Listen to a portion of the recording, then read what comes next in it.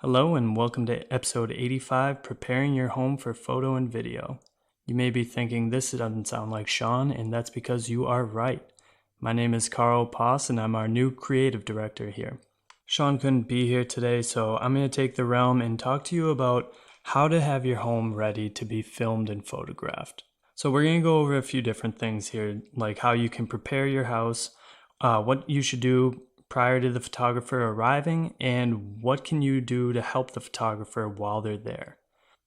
So I'm going to go through the whole house and give you a few little tips that you can do to get started. Obviously, first thing we're going to want to do is clean. We're going to wipe down every surface. We're going to put away any unnecessary things that don't need to be out, clothes laying around. Basically, anything that would not be laying around when your parents came to visit you should probably not be laying around when a photographer is showing up. My next tip would be to open all blinds, drapes, anything that is covering the windows, just so we can get that natural light flowing into the house. Make sure all of your electronics are turned off, so TVs, fans, anything that would be moving while the photographer is taking photos, we want to cut that out completely. Aside from that, we're going to remove any family pictures or anything of that nature that is specific to your own family. Aside from that, we'll remove any floor mats or floor runners and even area rugs unless you really think that they are tying that room together. So let's move on to specific rooms in the house and just little things that you should remember when you're preparing for the photographer to come. We'll start with a bedroom. Just make sure all of your beds are made, all of the clothes are put away neatly in the closet.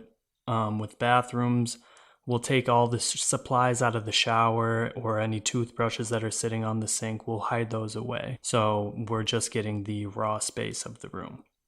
In living rooms or offices, let's remove any personal photos, maybe replace them with art if you can. And you can also think about removing any pet supplies that may be laying around, like a tennis ball from your dog or the dog bed. When we're looking at kitchens, we're going to want to clear every countertop and make sure there's just no unnecessary items laying around. If you have a trash can that's not built in, you'll want to remove that as well, and we'll hide that.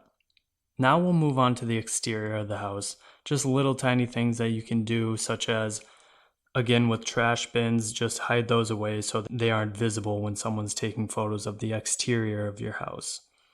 We can do any little landscaping that we can possibly do, and just sweeping our decks and porches and maybe blowing off our driveway would be just little things that you can do to the exterior to spruce it up a little bit. So let's move on to our next portion where we're going to go over what should be done prior to the photographer arriving. And this was kind of a trick question because all of this should be done prior. You don't want to be running around the house picking stuff up while the photographer is getting started. We have allotted time that we have at each property, and we like to move quickly and get things done. So make sure that all of these things that we are talking about are getting done prior to the photographer arriving. One thing you can do is even make a checklist for yourself a few days prior of things you can knock out, just to ensure that everything is ready to go when your photographer shows up to take his or her photos. So let's dive into what you can do to actually help the photographer while they're there. For me personally, I like to be left alone. I put my headphones in, listen to some music, and just knock it out.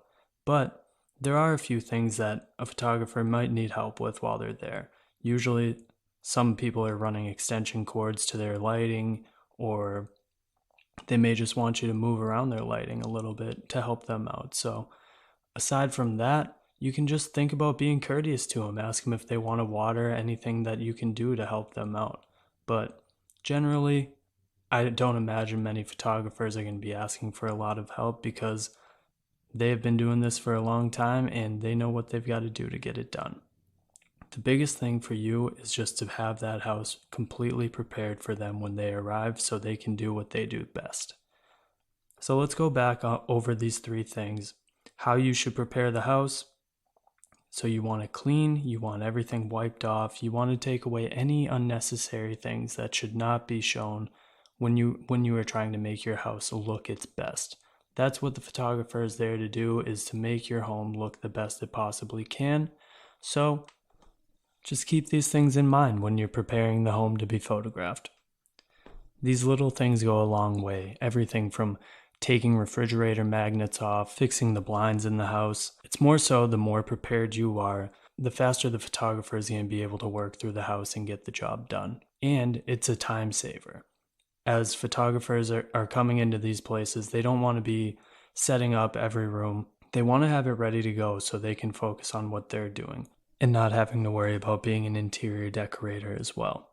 There are plenty of sites that you can go on to go and search how to set up a home to be photographed. I would suggest going on Pinterest or looking at other different methods that other places are using to be able to find what look would be best for your own home. So I just want you to use these little tips, but I want the main message to be that these things should all be done prior to the arrival of your photographer and videographer.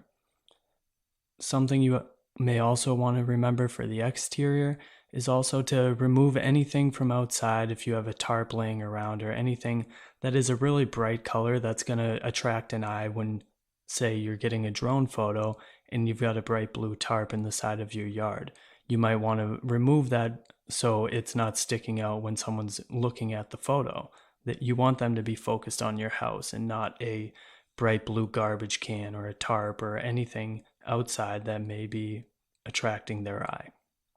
So yeah, take these tips, use them, make sure these houses are looking fantastic for when your photographers show up. Oh yeah, and another thing we can think about is the time that you're scheduling for your photographer to come in. So in general, when you're doing photography, a bad time to be shooting an interior is kind of the middle of the day. It's tough to get lighting in. For me personally, I love using natural light and like to use as little fake light, as I like to call it, as you can. So think about having your photographer come as the sun is setting. Have them come in the afternoon, but obviously they'll tell you what works with their schedule. But for me personally, I like to get into a home at that golden hour and get some beautiful exterior shots, then work my way inside.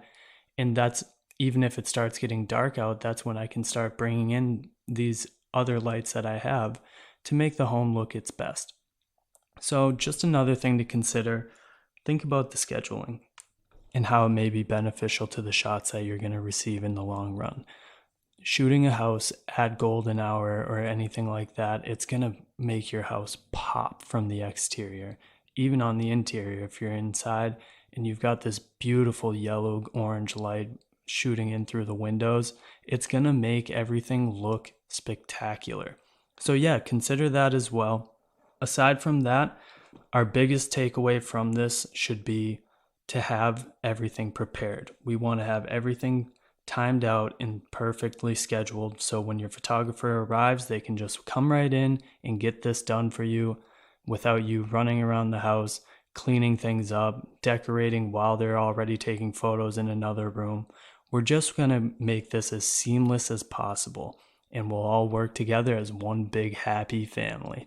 So yeah, thank you for listening to this podcast, and any feedback or questions you have for us, feel free to reach out.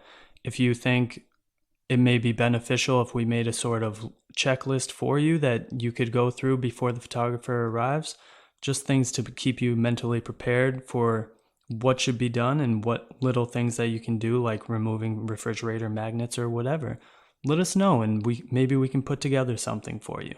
Till then, thank you and have a great day.